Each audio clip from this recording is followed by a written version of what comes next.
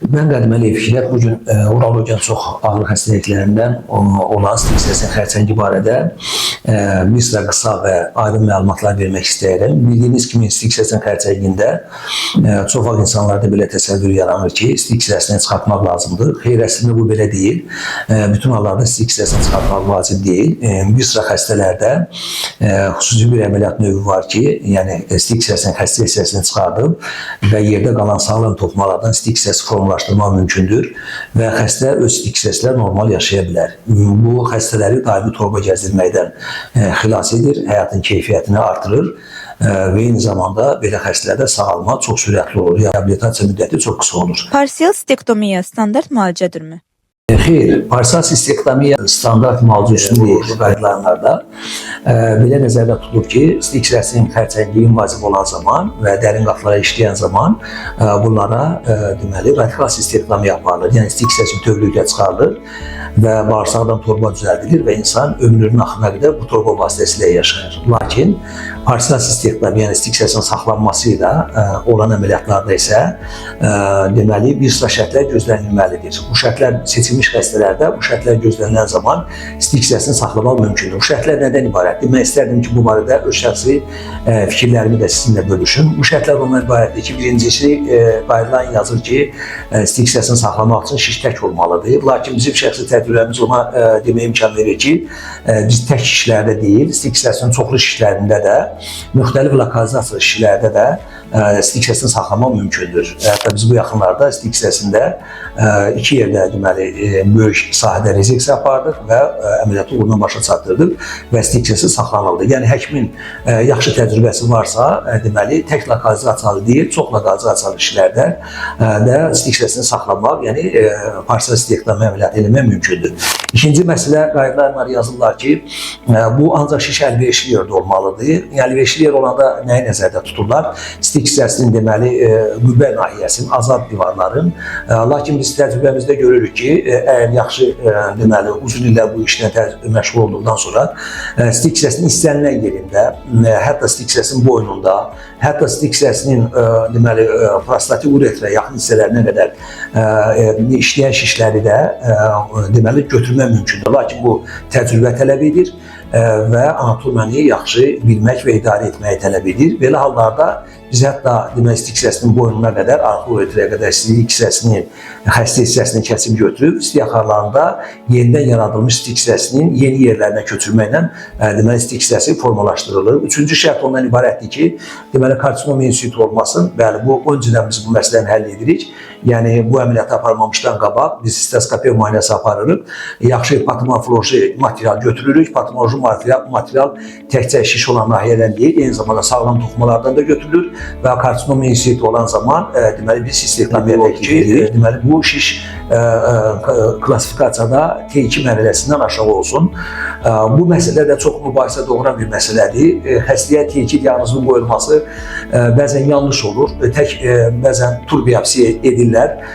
Materialı dərin götürmədiyinə görə və yaxud uyğun deməli patolojiyaya razı olmadığına görə bir dənə patoloji rəy düzgün olmasa xəstənin talihi doğru düzgün şəkildə həll olunmur. Yəni bir rəy verirlər ki, T2-dir və T3-dir və xəstəyə stektomiya göndərirlər. Bizdə çoxlu belə xəstələr olur ki, patolog bu rəy verməyisinə baxmayaraq biz təkrar müayinələr aparmışıq. Belə ki, təkrar müayinələrdən ibarətdir. Əsas məsələ nədir? Deməli biz stik-stresinə sistoskopla girib baxan zaman içəridən onu dəyərləndiririk. Amma radioloji müayinələr aparmaqla stik-stresini xaricdən dəyərləndiririk. Yəni bu şişin stik-stresinin divarlarına nə qədər invaziv etməsi, paravesikal toxumaya keçib keçməməsi, bu məsələlər lokal olub olmaması, paravesikal toxumanın zədələnməsinin sahəsi, bütün bunlar nəzərə alınmaqla hətta deməli T2-nin bütün mərhələlərində stik-stresini saxlamaq əməliyyatına bizə imkan verir. Niyə bu üsul geniş yayılmayıb? Bunun geniş yayılmamasının səbəbi, çünki parsial stektomiyada aparan həkimlərin ki, nəticələri dünyada müzakirə olunur, görürlər ki, burada residiv riski yüksəkdir. Və ikinci faktor qoyurlar ki, bunlar intensiv müşahidə tələb edir əməliyyatdan sonra. Xəstəni yəni daima nəzarət altında saxlamaq lazımdır. Bax, indi hörmətli dinləyicilər, bu iki məsələnin istəyirəm ki, açıqlamasını sizə verim. Yəni, residiv risk deyəndə, yəni riski yüksək deyəndə, bu baxır bunu hansı həkim əməliyyat edib, necə əməliyyat edib.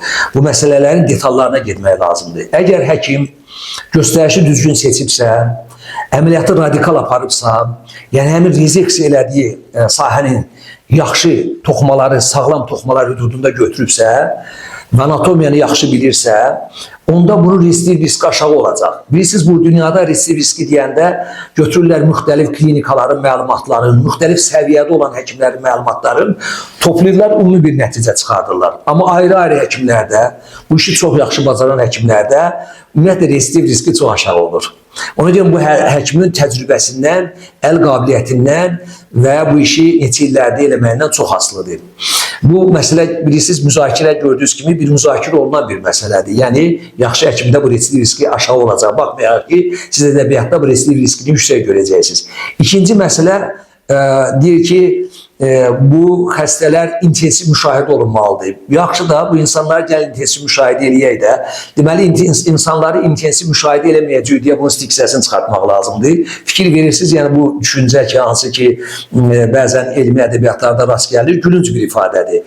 Yəni, insanla doğru düzgün davranan zaman, ona bunun riskini anladan zaman və başa salan zaman ki, sənin diaqnozun budur, sən bu əməliyyatdan sonra rahat yaşamaq istəyirsənsə, yenidən şişinə belə gəlməsini istəmirsənsə, hər 3 aydan bir səni yoxlamaq lazımdır. Sənə sistoskopiya eləmək lazımdır. Çünki şiş yatdın, durdun, səhərsi gün əmələ gəlmir ki, bunun əmələ gəlməyinə müəyyən bir müddət lazımdır. Və o müddəti vaxtında da tapan zaman yenə də lazım olan müalicələr aparıb, yenə də stik hissəsini saxlamaq mümkündür. Ona görə bu iki dənə tezislə razılaşmaq olmaz ki, stik hissəsinin şişində residiv ehtimalı yüksəkdir, həkimdən və təcrübədən asılıdır və intensiv müşahidə eləmək lazımdır. Bu, iqtisadi cəhətdən belə deyil, sərfəli deyil. Amma insanın həyatını heç vaxt iqtisadi məsələlərlə qarışdırmaq olmaz. Ona görə də bu məsələ bəzi ölkələr, məsələn, Avropa, Amerika kimi ölkələrdə səhiyyə sisteminin özəllikləri ondan ibarətdir ki, bəzən onlar iqtisadi səbəblərə də çox əhəmiyyət verirlər. Ona görə bu, belə deyək, səhiyyə menecmentində deyirlər ki, biz bu cür yükün altından çıxa bilmərik. Ona görə gəlin, hələ hamının stik hissəsini çıxardaq ki, biz bu yükün altından rahat gələk. Və yaxud da ki, dünyanın müxtəlif inkişaf eləmiş ölkələrində parsiyal sistektomiyanı eləyən həkimlər az olduğuna görə bütün insanlara o az həkim bu xidməti verə bilməz. İndi kimin bəxti gətirəcək, sonra həkimə düşəcək, sonra həkim əməliyyatı onu eləyəcək. Amma istənilən xəstəxanada, istənilən həkim belə bir əməliyyat növünü apara bilmir və yaxud da keyfiyyətlə apara bilmir. Ona görə də bu tezislərlə razılaşmaq olmaz. Yəni, çalışmaq lazımdır ki, iqtisadi səbəblərə baxmadan və yaxşı təcrübə toplayıb stik hissəsini saxlamaq lazımdır ki, insan öz stik hissəsi ilə yaşasın, torba gəzdirməsin, həyat keyfiyyəti yüksək olsun. Qaydalanlar parsiyal stektomiya üçün əsas şərt kimi nəyə vurğulayır? Qoyulan şərtlər 4 dənədir. Birincisi, deməli, deyirlər ki, şişək olmalıdır. İkincisi, deyirlər ki, bu T2 və ondan aşağı mərhələdə olmalıdır. Üçüncü, deyilir ki, karsinom insiti olmamalıdır. Dördüncü, deyilir ki, şişə əlverişli yerdə olmalıdır. Lakin mən bir təcrübəli uroloq kimi deyirəm ki, burada iki şərti deməli, qəbul etmək lazım deyil. Yəni, biz çoxlu şişlərdə parsiyal stektomiya eləyə bilirik və bizim üçün stik hissəsində əlverişli çıxartmaq üçün şişi əlverişli olmayan yeri yoxdur. Stik hissəsinin anatomiyasını yaxşı bilən zaman və yaxşı təcrübə olan zaman istənilən yerindən deməli bu şişi çıxartmaq mümkündür. Ona görə mən iki şərt qoyardım. T2 və ondan aşağı mərhələlərdə bu əməliyyat aparılmalıdır və karsinoma insiti olanda bu əməliyyat aparılmamalıdır. Parsiyal stektomiya radikal stektomiyaya ekvivalent ola bilərmi? Parsiyal sistektomiyanı radikal sistektomiya ilə ekvivalent kimi belə deyək, müzakirə çıxartmaq olmaz. Bunlar ayrı-ayrı əməliyyatlardır. Ona görə də bunları bir-birini ekvivalent eləmək olmaz. Parsiyal sistektomiyanın öz yeri var, radikal sistektomiyanın öz yeri var. Doğru düzgün seçilmiş xəstələrdə parsiyal sistektomiya, stik hissəsi saxlanılması çox yaxşı üsuldur və çox yaxşı nəticələr verir. Bu mümkün olmayan hallarda radikal sistektomiyanın aparılması da öz yerində çox yaxşı üsuldur və yaxşı nəticələr verir. Residiv riski sizi narahat etmir? Bəli, əsas məsələ residiv məsələsidir. Məni də, xəstələri də narahat eləməlidir. şişin yenidən əmələ gəlməsi residiv. Ona görə bu olmasın deyə bu xəstələr düzgün əməliyyat olunmalıdır, seçilmiş xəstələr olmalıdır, seçilmiş həkim tərəfindən olmalıdır. Onda residiv deməli ya olmayacaq, ya da çox aşağı səviyyədə olacaq. Və eyni zamanda residivin qarşısını almaq üçün bunlar uzun müddətli, xüsusən birinci 2 ildə hər 3 aydan bir sistoskopiya müayinəsindən keçməlidirlər. Yaşlı və komorbid xəstələrdə bu yanaşma daha məqbuldurmu? Bəli, bu xəstəlik əsasən daha çox biz müşahidə edirik yaşlı xəstələrdə. Bu xəstələrdə də çoxlu əlavə yanaşı gedən xəstəliklər olur.